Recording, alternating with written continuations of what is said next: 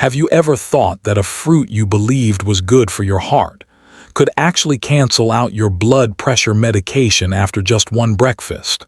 Sounds ridiculous, right? I used to think the same. My name is Samuel. I'm 68 years old. Every morning I start my day with the same routine I've followed for over a decade.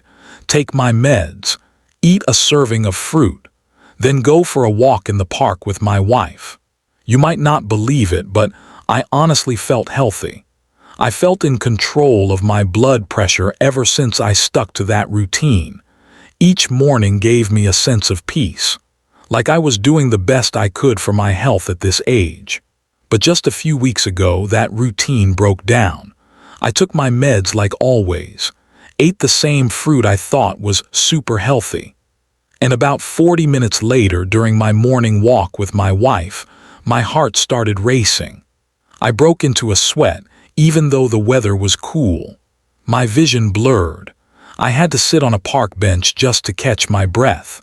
I thought maybe it was from a bad night's sleep, or maybe I was just getting older. But then my wife turned to me and asked a simple question. "What did you eat this morning?" And I froze. I had eaten that fruit dozens of times. Never once did I think it could ruin the effectiveness of the very medication I trusted all these years. So I went to see Dr. Eugene Ross. He's a senior specialist in cardiology and neurology. He unraveled the mystery in just a few questions. No complicated tests. He simply asked what meds I was on and what I'd eaten that morning.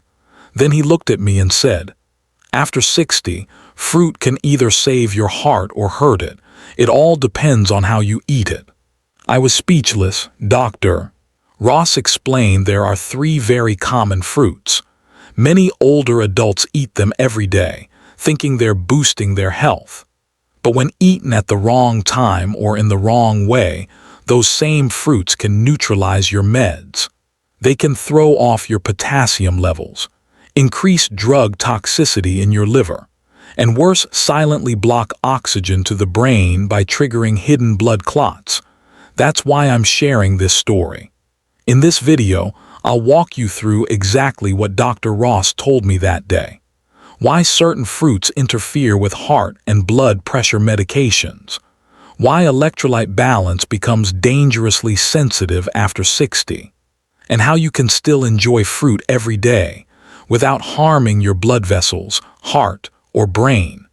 Near the end of the video, I'll also tell you about one fruit I never suspected. But if eaten at the wrong hour, it can delay your liver's ability to process medication for over 6 hours. Dr. Ross said, "Eat it at the wrong time, and your meds will flow into your veins like unfiltered water." I'm not the first.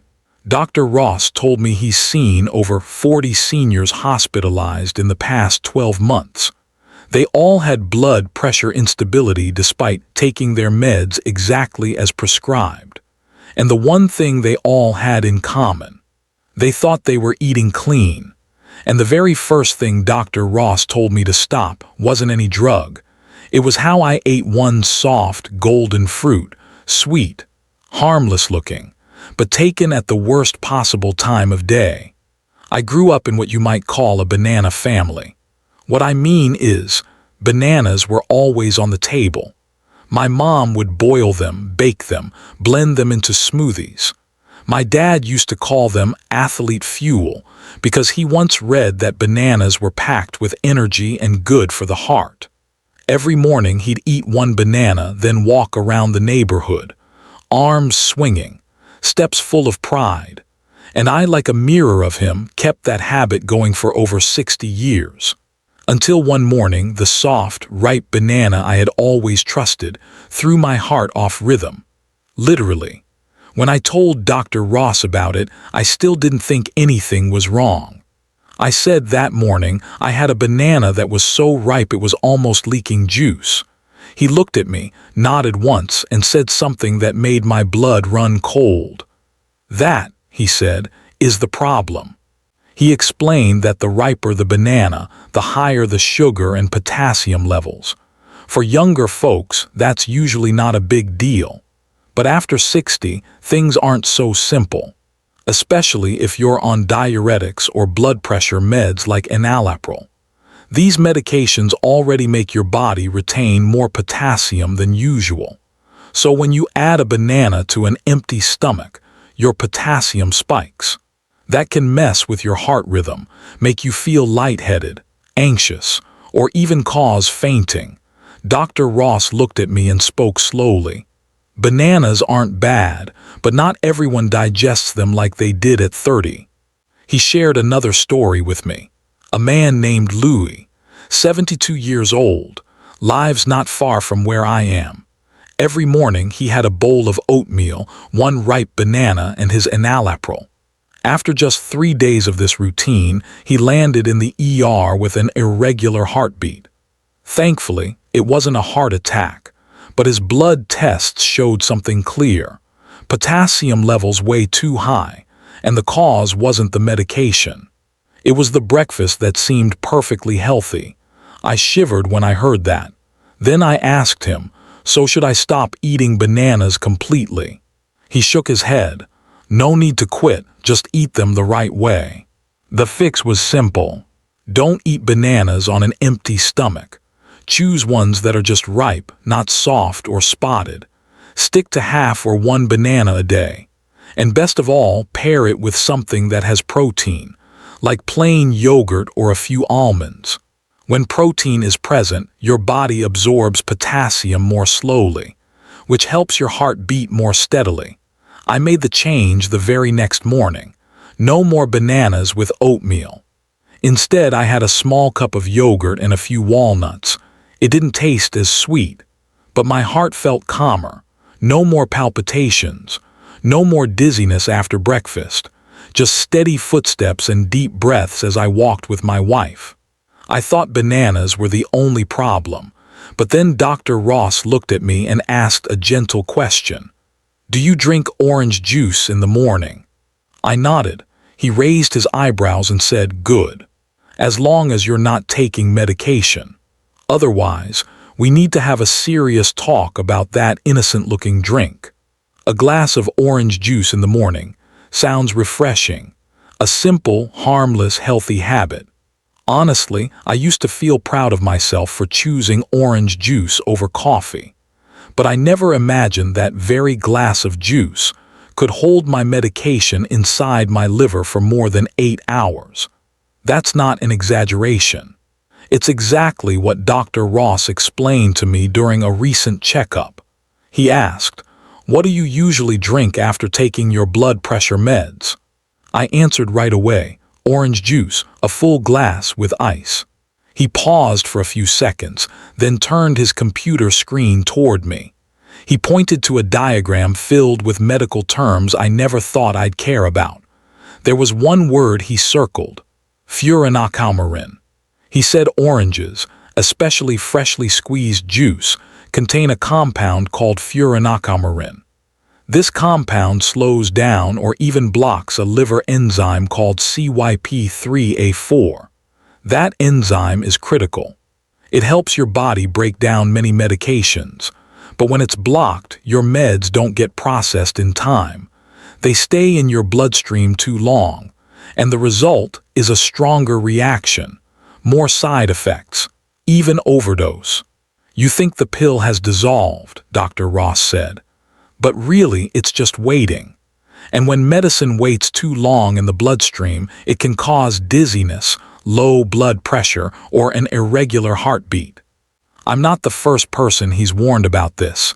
He told me about another patient, Elena, 68 years old, healthy, walked every morning, never had blood pressure issues. One morning she took her usual pill, then drank a glass of fresh orange juice. Not even 20 minutes later she felt lightheaded. Her face turned pale. She collapsed right there in her kitchen. At the hospital, doctors found her blood pressure meds at dangerously high levels. Not because she overdosed, but because her liver couldn't break down the medication. All because of one glass of healthy orange juice. Hearing that gave me chills. All these years, I've been drinking orange juice right after taking my meds. And maybe, those moments of mild dizziness I used to feel weren't just from age. Dr. Ross told me I didn't have to give up orange juice completely. I just had to adjust the timing. The best thing to do, he said, is to avoid drinking orange juice within 2 hours before or after taking your blood pressure medication. That window gives your liver time to do its job. And if I really wanted morning vitamin C, there were safer options. A small kiwi, a few strawberries. They don't interfere with liver enzymes, and they're far safer for someone my age. I nodded. And I promised myself I wouldn't let a glass of orange juice fool me again. I thought that after learning about bananas and orange juice, I had already uncovered all the hidden dangers in fruit. But then Dr. Ross looked at me and asked in the softest voice, "What about mangoes?" That question stopped me cold, because mangoes are my absolute favorite, and I had never once questioned them. I used to take pride in my nightly habit of eating mango. Part of me thought I was adding a good dose of natural fiber. The other part simply loved the sweet taste. In my mind, mango was the king of summer fruits, delicious, refreshing, easy on digestion. But when Dr. Ross mentioned the word mango, I paused. I looked at him, a little surprised. He nodded, then spoke slowly. Mango has a little-known trait. It can block an enzyme in the liver called UGT. This enzyme plays a key role in helping the liver clear medications from the body. When UGT is blocked, medicine doesn't leave the liver on time. It builds up. Toxicity increases.